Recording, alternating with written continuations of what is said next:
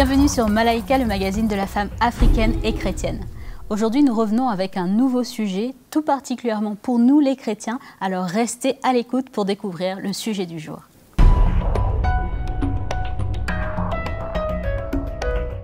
Voilà, vous le découvrez, le sujet du jour, c'est une question. Que signifie servir Jésus? Certainement une question que beaucoup se posent. On va essayer de répondre bien sûr à cette question et plusieurs autres questions également avec Mama Audrey. Comme d'habitude, Mama Audrey a un sujet passionnant. Alors, on parle de Jésus. Ça concerne tous les chrétiens. Voilà. C'est vraiment une question et un désir que tous les chrétiens ont. Et ça peut les aider à mieux servir le Seigneur. Why not? Exactement. Voilà. Et nous avons aussi Mama Janine qui est avec nous depuis Kinshasa pour nous donner un petit peu d'insight depuis Kinshasa. Comment ça va, Mama Janine? Oui, Nadège, ça va très très bien. Merci. Super. Et nous avons aussi Magali, pour ta rubrique, quelques définitions, j'imagine. Voilà, tout à fait, Nadège, des définitions et puis un petit peu de contexte aussi dans l'Église. Très, très sympa. Et aujourd'hui, nous aurons également le pasteur Jocelyn Seri qui sera tout à l'heure avec nous pour répondre à quelques-unes de nos questions. Et on va le découvrir ensemble tout à l'heure. Mama Audrey, comme on disait, on parle aujourd'hui, on essaye en tout cas de répondre à la question « Que signifie servir Jésus ?» Peut-être plusieurs ont leur définition. Leur propre explication, leur propre compréhension. Exactement. Et très souvent, malheureusement, les gens pensent que servir le Seigneur, c'est de faire quelque chose uniquement de spirituel. Voilà. Alors qu'il y a plein de manières très simples et naturelles de servir Jésus et qui le Seigneur prend plaisir. Exactement. Et on va commencer sans plus tarder par des définitions dans la rubrique de Mag. Alors voilà Magali, éclaire-nous. Alors voilà, dans les petites recherches que j'ai pu faire sur le sujet, j'ai pas trouvé énormément de choses, mais bon, voilà, on va un petit peu rentrer dans le vif du sujet. Alors c'est vrai que quand on parle de service, on voit dans la parole de Dieu en général qu'il y a pas mal d'exemples qui sont donnés pour le chrétien en termes de service. Ils apparaissent, en tout cas les chrétiens doivent être des serviteurs. Et pour le chrétien en général, Maman Audrey, eh bien c'est quelque chose de très important d'être un serviteur, de pouvoir voilà, être utile. Et d'ailleurs, le modèle du serviteur que le Seigneur parle, c'est celui qui est bon et fidèle. Voilà, hein, c'est ce on devrait tous être. Et d'ailleurs, ce qui est important aussi de voir aussi dans la parole de Dieu, c'est que Jésus lui-même s'est défini comme un serviteur. Donc, il nous a donné ce modèle et donc nous aussi, nous devons le suivre. Alors, dans ce que j'ai pu voir dans les définitions que j'ai pu lire dans le dictionnaire théologique, comme vous savez, j'aime beaucoup aller dans ce dictionnaire, eh bien, il est dit être le service, et être serviteur de Dieu, c'est celui qui a voué sa vie au service du Seigneur. C'est ce que veut dire la définition du service, qui a donné sa vie et qui est voué au service du Seigneur. Donc c'est comme ça un petit peu que c'est défini. Alors bien sûr, quand on regarde un petit peu ce qui se passe dans l'Église, en tout cas dans les lectures que j'ai pu faire dans l'Église en Afrique, eh bien les gens, pour les chrétiens, c'est très très important de servir le Seigneur. Ceux qui ne servent pas le Seigneur, non, entre guillemets, servent à rien à l'Église si on ne sert pas le Seigneur. Et après, il y a aussi cet amalgame du fait que servir le Seigneur, c'est aussi un ministère. Donc ça, on avait vu dans une autre émission de Malaika, mais il y a une importance, Maman Audrey, qui est donnée au service en tant que ministère. Par exemple, même si je sers le Seigneur en nettoyant l'église, ou je fais partie de l'équipe de ménage, c'est un ministère que le Seigneur m'a donné, et c'est un service que je rends à l'église, et ça fait partie de ce que je fais quotidiennement au Seigneur. Et aussi, dans les églises, ce qui est adopté, Maman Audrey, le service est associé à annoncer l'évangile. Pour l'église en Afrique, tous les frères et sœurs, ce que j'ai pu lire, ce qui est revenu, c'est qu'on doit annoncer l'évangile en parole et en acte. Et ça aussi, ça fait partie du devoir du chrétien. Donc en fait, il n'y a pas énormément de choses que je peux dire par rapport à cela, si ce n'est ce que je viens de vous dire. Mais en tout cas, c'est quelque chose qui est très, très important et que le chrétien doit servir le Seigneur. C'est presque vu comme une obligation. Et que si on est à l'église et qu'on ne fait pas quelque chose, en tout cas, pour honorer ce que le Seigneur a mis sur notre cœur ou ce que, par exemple, un pasteur peut nous demander de faire, eh bien, c'est quand même assez mal vu. Voilà comme un petit peu. Le figuier stérile qui voilà, exactement. Il faut qu'on serve à quelque chose quand on est à l'église et qu'on ne soit pas... C'est une très bonne chose. Voilà, moi aussi je trouve ça très bien. Oui, mais il faut que ce soit une loi ni une pression sur les gens. Oui. Voilà. C'est très bien d'encourager le peuple de Dieu à servir le Seigneur et à être utile. Tout à fait. C'est ça. Donc, très bonne chose. En tout cas, dans ce que j'ai pu lire, tout est très positif par rapport à ça et que les gens prennent cela au sérieux et je pense que c'est bien. Il faudrait. Il le faudrait. Donc justement, à Kinshasa, Mama Janine, comment ça se passe, la compréhension du service pour le Seigneur? Oui, Nadège, à Kinshasa, c'est à peu près ce que vient de dire Magali. Hein. Les gens comprennent le service de Dieu, le service du Seigneur, comme quelque chose d'obligatoire dès lors qu'on est né de nouveau. Il appartient à tous les chrétiens maintenant de servir le Seigneur. Et c'est quelque chose que, dans tous les témoignages que j'ai pu récolter des chrétiens, qui est très, très important pour eux, le service du Seigneur. Alors, ce service, comment il se manifeste dans la vie de tous les jours? C'est avant tout, bien entendu, servir le Seigneur au sein de l'Église, comme tu disais tout à l'heure, Magali, dans les différents départements, que ce soit le nettoyage, que ce soit les enfants, que ce soit la louange. Donc, j'ai rencontré des personnes, effectivement, qui sont dans tous ces départements et qui servent le Seigneur de tout leur cœur au sein de leurs assemblées.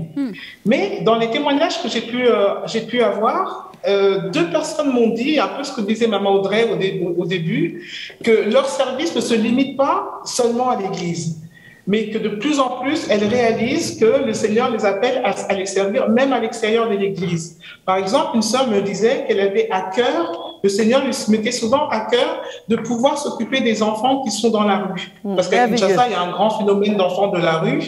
Et il y a des fois, elle ressent vraiment, tel enfant, tu dois prendre soin de lui. Et elle obéit à la voix du Seigneur. Elle prend soin de ses enfants du mieux qu'elle peut.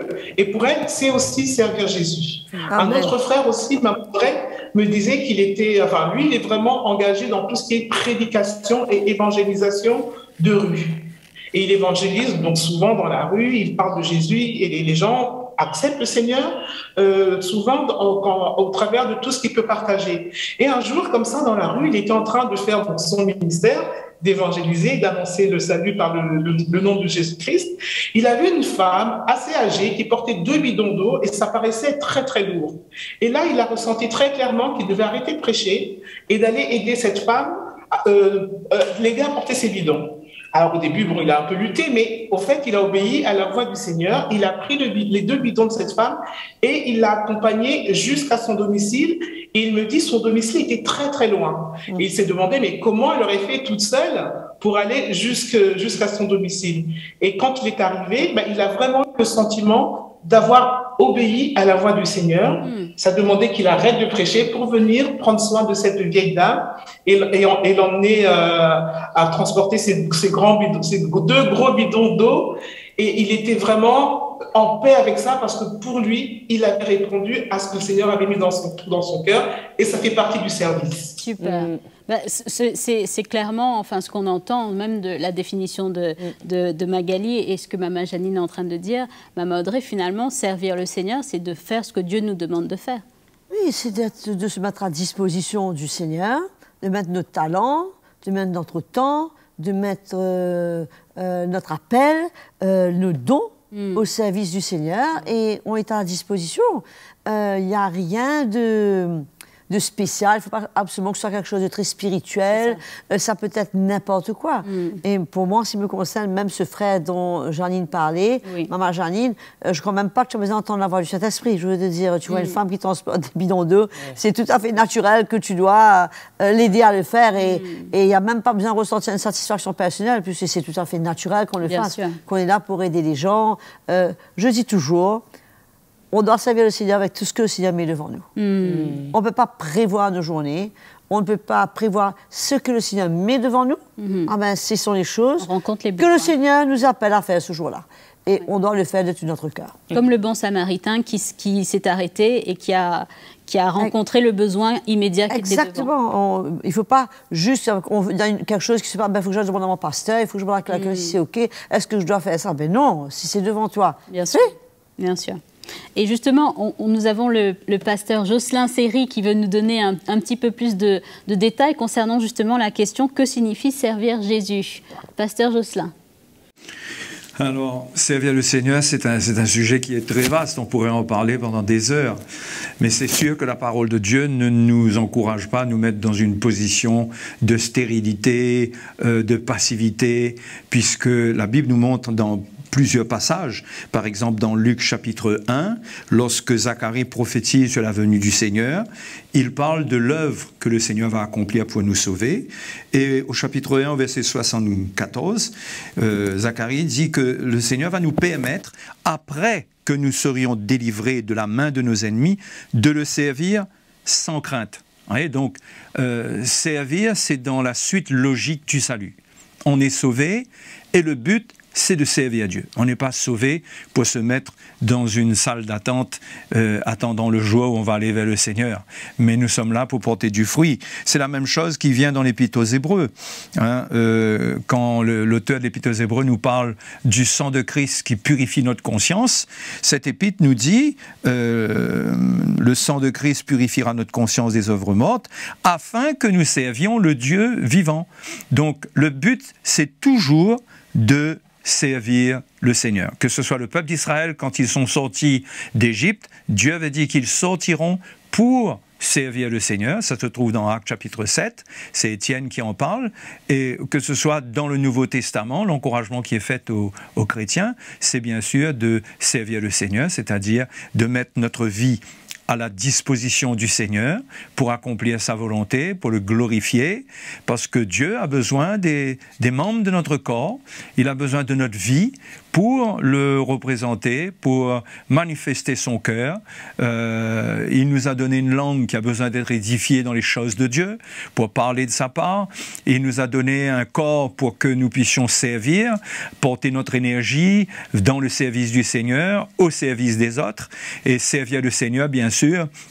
Cela ne nous garde pas dans notre chambre uniquement, bien que prier, méditer la parole de Dieu, cela fait partie du service de Dieu, mais cela nous amène devant notre prochain, devant ceux qui sont dans le besoin, surtout que nous, chrétiens, nous avons été éclairés, nous avons besoin d'aller vers les autres et de mettre notre vie à la disposition du royaume de Dieu, de l'Église. Ça aussi, il faut le comprendre, que servir le Seigneur, c'est pas entrer dans un programme indépendant, mais c'est venir soumettre sa vie à l'Évangile et à l'Église pour servir le Seigneur avec les autres.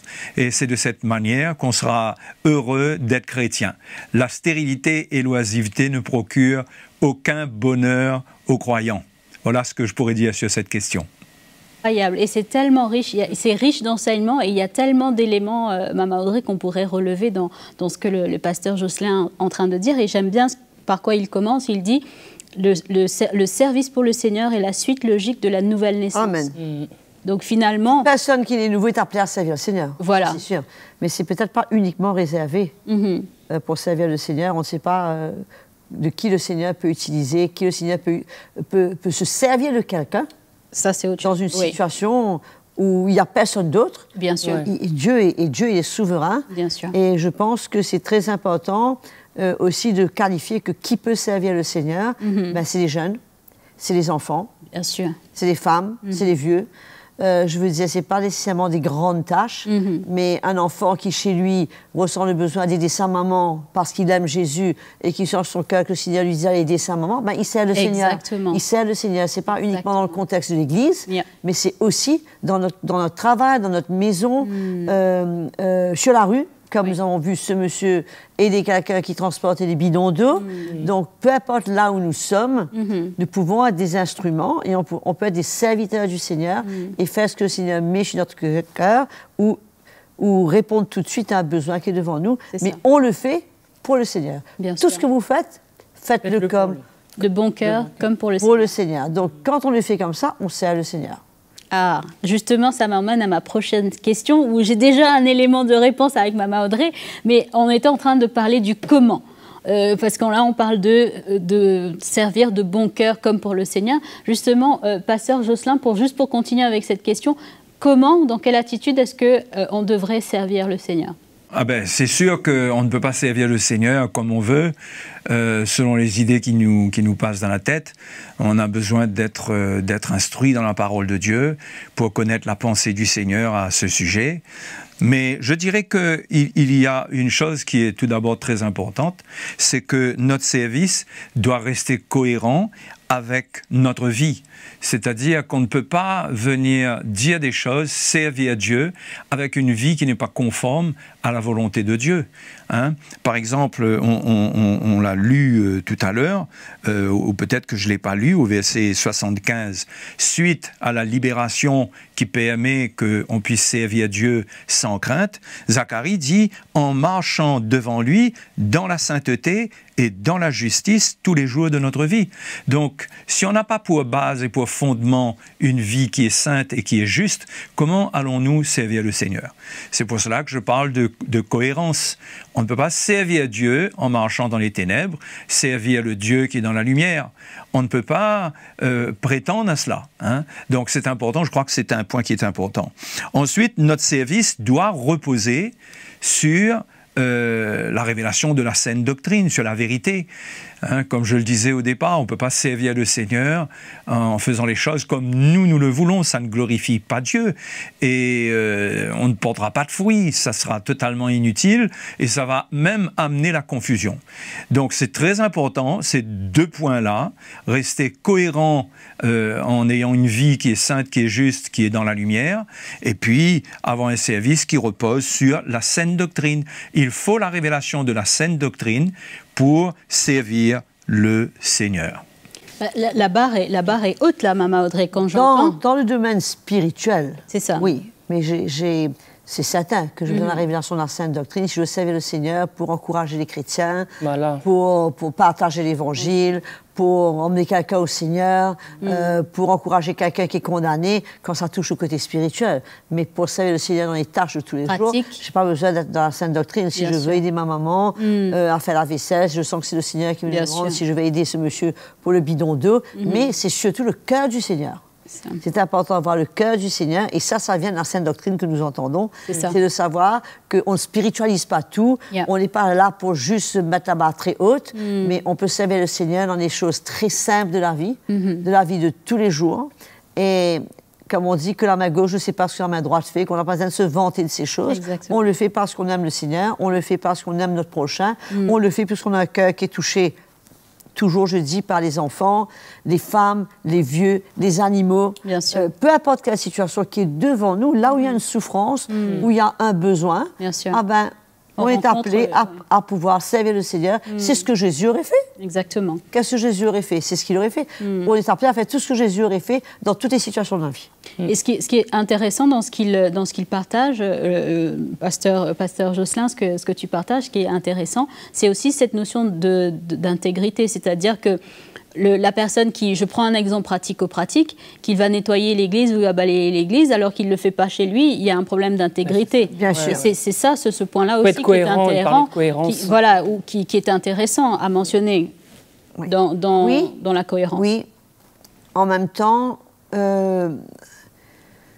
comment expliquer, j'ai peut-être à cœur vraiment d'aider, de faire partie d'une équipe pour nettoyer l'église. Il y a un grand besoin, mais il n'y a peut-être pas un grand besoin chez moi pour nettoyer ma maison. J'ai des gens qui le font pour moi, mais j'ai à cœur de vraiment... J'oublierai jamais l'histoire de cette dame qui est en train de nettoyer justement l'entrée de l'église, une grande salle. Et il y a ce businessman qui passe et qui la voit, il lui dit, écoutez, il est pris d'un chagrin pour elle, quoi. Il dit, qu'est-ce que vous gagnez par heure, pourquoi vous faites ça et tout. Et enfin, elle finissait, il part vers l'extérieur. À un moment donné, elle arrive, elle pèse la clé de son auto, et voilà, c'est la Mercedes, les deux lumières de la Mercedes, la grande Mercedes qui s'allume, et le monsieur qui voulait lui proposer de lui donner un lift pour l'emmener chez elle, il lui dit, mais c'est votre voiture? Elle dit, mais oui. Il dit, et vous passez la serpillière? Elle dit, mais oui, puisque j'aime Jésus, et je fais ça de tout mon cœur. Probablement que chez elle, il n'y a pas besoin, il y a 10 personnes qui le font, mais elle le fait de tout son cœur pour le Seigneur. Elle vient nettoyer la salle où ils se réunissent. Bien sûr. Donc, mais ça veut dire qu'elle a déjà rencontré le besoin chez elle, et puis elle peut le faire encore aussi. Une fois, chaque chose en son temps. Les gens grandissent dans leur temps. On ne peut pas venir mettre une loi pour dire si tu ne nettoies pas chez toi, tu ne peux pas nettoyer l'église. Bien sûr. Non. Moi, je crois que ce que le pasteur Joseph parle de l'intégrité, c'est quand il parle de quelqu'un qui prêche sa parole, qui lui dit pardonne, mais lui, il ne pardonne pas. Il dit fais ceci, mais lui, il ne fait pas. Il prêche un tas de choses, mais que lui-même, il ne vit pas. C'est ça. Mais dans les choses naturelles de la vie, écoute, le Seigneur nous donne le temps de grandir et de faire ce qu'il nous appelle à faire. Et en attendant, si on trouve la joie à faire quelque chose pour le Seigneur, même si on n'est pas personne plus extraordinaire chez nous, il vaut mieux qu'on le fasse Bien sûr. que pas du tout. C'est ça. Donc finalement, le Seigneur regarde à l'intention du cœur Oui. que à la chose pratique qu'on est en train de faire. Exactement, Ok. en l'attitude de notre cœur. Justement, Pasteur Jocelyn, j'ai une question parce que c'est probablement ce qu'on Tout le monde espère. Tout le monde espère avoir cette réponse quand il va arriver au ciel. Bon et fidèle serviteur, entre dans la joie de ton maître. Comment est-ce qu'on peut s'assurer justement qu'on fait ce que Dieu attend de nous? Et qu'est-ce que Dieu attend de nous? Qu'attend le Seigneur de nous qui le servons? Eh bien, je crois qu'il attend que son cœur soit manifesté au travers de nous.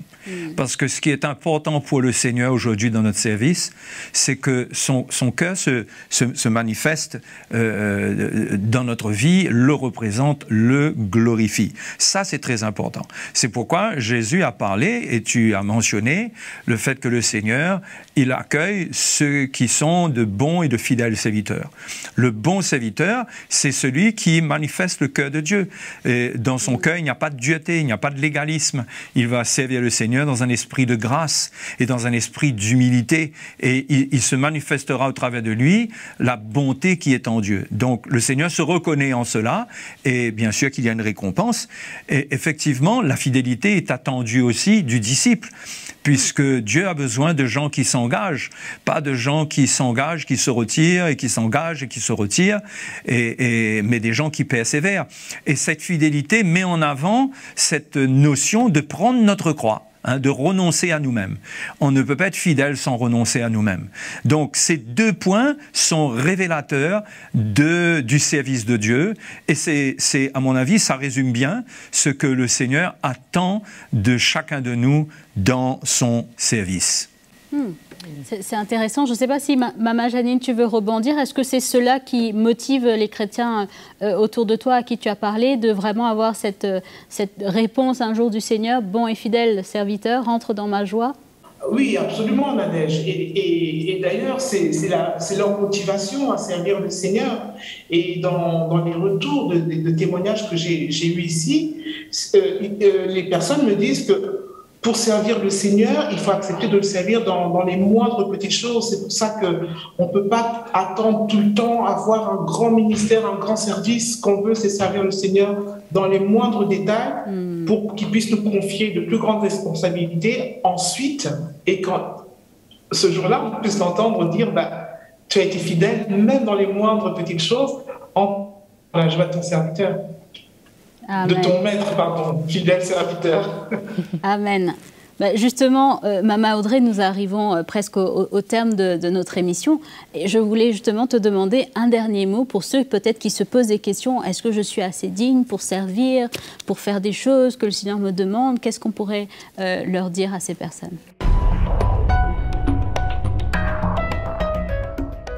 Je crois que le Seigneur, s'il nous a choisis, qui nous a acceptés tels que nous sommes et que notre cœur, on a une bonne intention dans notre cœur. Je crois que c'est important, comme Jocelyn disait, on doit être fidèle dans les choses que nous faisons pour le Seigneur. Je crois qu'il y a un minimum d'intégrité qui est demandé de notre part, de redevabilité. Et je pense qu'il y a quelque chose qui est très important, que quand quelqu'un veut servir le Seigneur, il doit être prêt à être repris. Puisqu'on ne peut pas toujours avoir que les félicitations et les remerciements. Et c'est comme ça qu'on grandit. On doit être prêt, si on prend une responsabilité, on prend un défi, on prend un challenge de faire quelque chose, on doit le faire de tout notre cœur, mais si on a passé à côté de quelque chose, si on n'a pas fait comme on aurait dû faire, on doit être prêt à être repris, à être enseigné, et c'est comme ça qu'on grandit. Mais malheureusement, bien souvent, les gens font quelque chose pour le Seigneur, et ensuite, parce qu'on leur reproche, et ils se retirent complètement. Ils ont dit, j'ai assez, j'ai fait ça pour le Seigneur, j'ai fait ça de tout mon cœur, et laisse tomber, non, ça n'a pas marché. Ils se retirent. Je ne pense pas que c'est la bonne attitude, mais comme je disais tout à l'heure, même les enfants. Je pense que ce sont des choses que le Seigneur prend plaisir, et que c'est parfois plus important que quelque chose d'énorme que quelqu'un fait, parfois pour être vu, ou qui n'est pas vraiment nécessaire. Donc, la simplicité, comme dirait toujours le frère Mickey, dans tout ce qu'on fait, la simplicité, le naturel, quelque chose de vrai qui vient de notre cœur, pas pour être vu, mais parce que nous aimons Jésus. Je crois que c'est la principale raison que nous devons servir le Seigneur, c'est parce que nous aimons Jésus et nous sommes reconnaissants pour ce qu'il a fait pour nous. Et en retour, peu importe ce qu'on peut faire, c'est rien. Exactement. Comparé à ce que lui a fait pour nous. Exactement. Amen, amen. Merci en tout cas, merci beaucoup Maman Audrey, merci Maman Janine et bien sûr merci beaucoup au pasteur Jocelyn d'avoir fait le déplacement pour être avec nous en duplex pour cette émission et bien sûr Magali, merci beaucoup pour ton éclairage. Amen. Merci à tous ceux et celles qui nous ont suivis aujourd'hui, vous l'avez entendu, servir le Seigneur c'est être reconnaissant pour le salut tout simplement et de faire tout ce qu'il nous demande de faire. Alors je vous invite non seulement à partager cette vidéo, à liker si vous êtes sur YouTube, à nous retrouver également sur Facebook pour pouvoir partager les petits messages que vous avez pour l'émission, les témoignages que vous avez. N'hésitez pas à nous contacter. Amen. Pour qu'on puisse vous connaître un petit peu mieux aussi et entendre vos retours. Je vous invite à ne pas déconnecter de Malaika. Si vous avez raté une émission, vous pouvez retrouver tous les replays de Malaika sur notre chaîne YouTube. Donc allez-y, n'hésitez pas, c'est pour vous. Et je vous dis à très très bientôt pour un autre programme.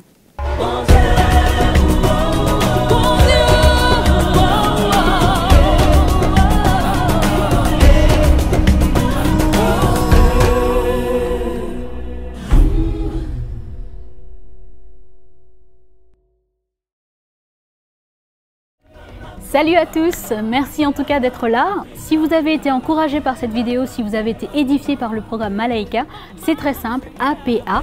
Aimez la vidéo, partagez-la autour de vous et bien sûr abonnez-vous, c'est le petit bouton rouge en dessous de votre écran pour être les premiers informés des prochaines parutions Malaika.